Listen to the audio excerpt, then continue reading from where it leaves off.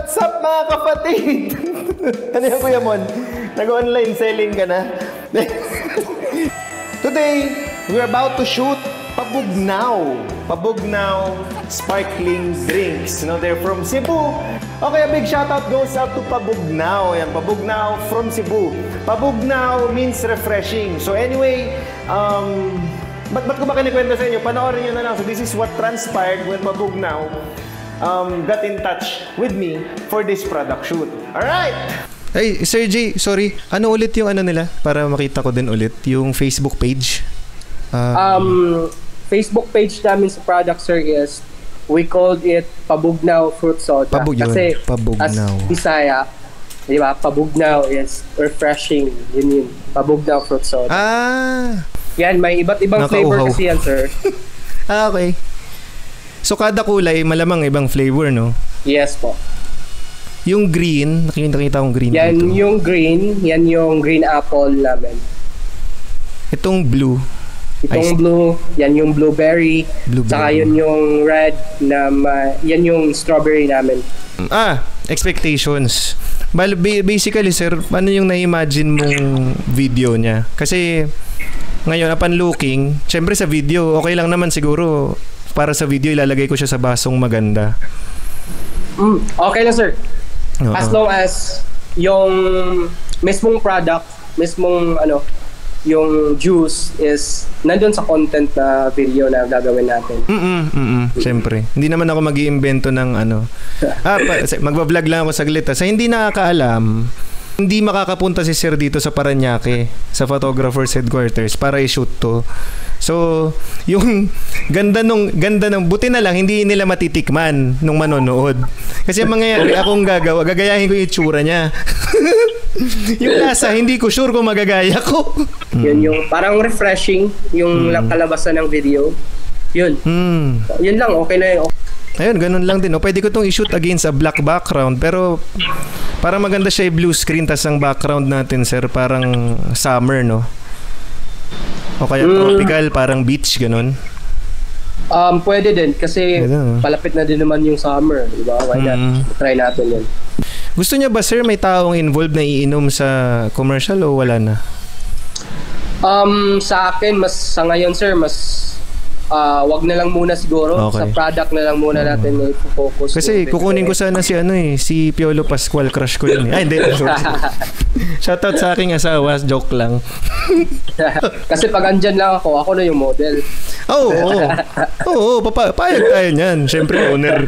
Alam nga naman kontrain ko. Joke lang.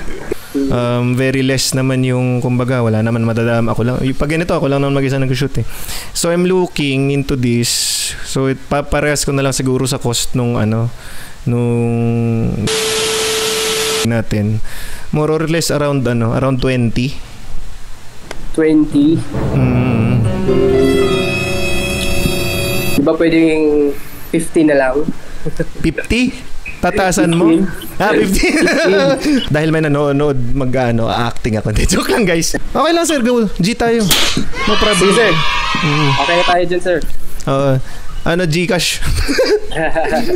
Gcash mo na lang. Bale, magpapa-down payment lang akong 50 pesos. Tapos time frame natin. Meron ba? May hinahabol ka pa dito sa video na to kung kailan or wala naman?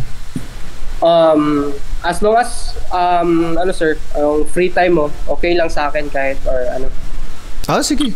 No problem. Sige. So, ang fruit lang na makikita natin dito, yung green apple, tapos yung lemon, yung lemon na speaking, padalan mo ako, sir, ng HD ng Pabugnaw Fruit Soda na logo. Okay, sir, JR, yun lang naman. Thank you so much, sir. Salamat sa tiwala. God bless sa'yo dyan, ha. Sige po, sige. Update na lang po. Thank you so much. Bye-bye. Alright, so for today, we will be shooting an ad for their product using the Canon R5. Hanep. This is where my shoot begins. But here in this area, this is where I choose my props. We're gonna use a chroma blue screen background, and we will actually use the surface of the table, care of Mr. Nuggets, good friend of ours. They gave me those table, but anyway. It would be a big shame if I started shooting and then in the edit, I see fingerprints. I'd be like, oh no. So, we have this blue background here, chroma blue. This is the first time I'm able to use this in an actual shoot. So again, if you're just out picking your blue background, it's better if it doesn't have any of these creases here. We'll just hope for a nice bokeh, and we're still gonna light it up so that it will be easier to edit it. This is a very cheap WEB 180 watt LED light, LED light that I use to light up my background. And sometimes I do use it for my subject, but we do have our Ulanzi lighting. Everything that you see, every accessory we have here, even the stand for our backdrop here. A big shout out goes out to my one and only trusted online store in Lazada or Shopee. None other than JG Superstore. A big shout out goes out to you guys. Thank you so much for keeping your prices low and for keeping your quality high. Thank you so much. God bless you, and I pray that you guys continue and never up your price. We're setting up our lights and moving it around also, just to, you know. This is where it gets kind of messy when I move our tables around and there's no more space for me to move in and out. So let's move this table muna out of the way. Oh my god.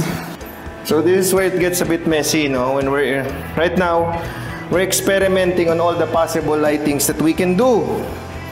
And it's hard to do that alone because as you can see why. Yup! Top lighting's the best lighting in this scenario.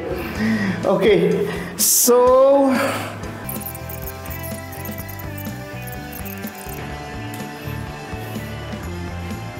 okay. It was tiring. Okay, so right now you can see we have our Godox light lighting the background because this is too heavy. Of course, I would love to have this as my key light right now, but you know, because of limitations in our equipment for now, I have to make do with this because our boom setup cannot carry this load here, our Godox light mon. So I have it shooting in our background to light up our chroma key, our blue screen, and it's working together with this. So hopefully we can get a more flat of a color of a blue with both lights working. So we'll see. So here goes nothing. Oh, it smells so good.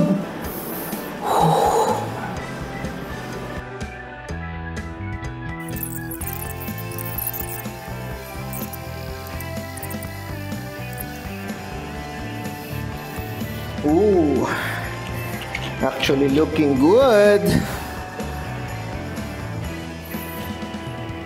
I think not bad for a first try, but I bet we can make it better kasi I've noticed.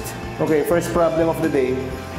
This ice makes it sweat.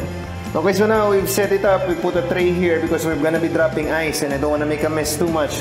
So here's a little tip. Always have these chopsticks or barbecue sticks lying around in your product studio because this is mostly what I use for, you know, making stuff float, and also you can use it to focus. So I want to focus in the middle. See, it's not, wait, let me show you guys. See, it's not really focused in the middle part, so I need to fix it. Well, we can use the autofocus of this thing, but you know. Okay, so this is kind of the focus point. Okay, time for the ice dropping shot. Okay, so recording in slow motion. Okay, dropping him.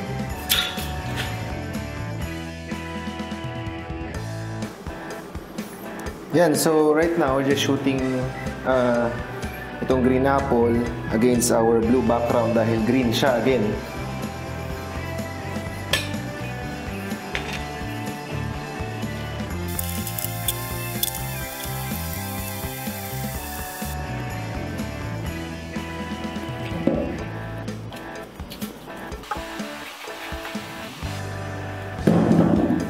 mali.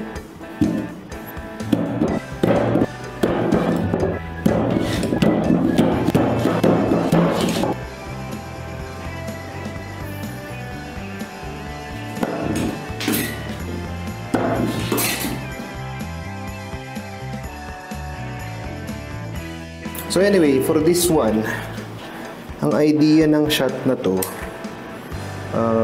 so ngayon we're fully utilizing yung autofocus nitong Canon, ano? So the idea of this shot, drop natin tong lemon, and then susundan natin. So, para pag hirap eh. So pag binitawan ko siya, kailangan ko siya sundan. Testingin natin yan. 3, 2, 1, hop! 3, 2, 1, hop! 3, 2, 1, hop! Diba? 3, 2, 1, hop! 1, hop! Ayan. Siguro naman nakaisa tayo dun.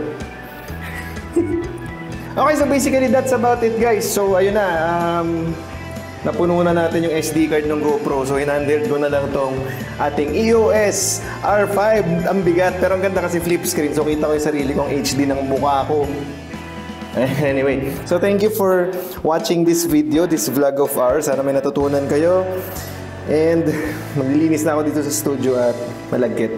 Bye guys, thank you so much. God bless you everyone.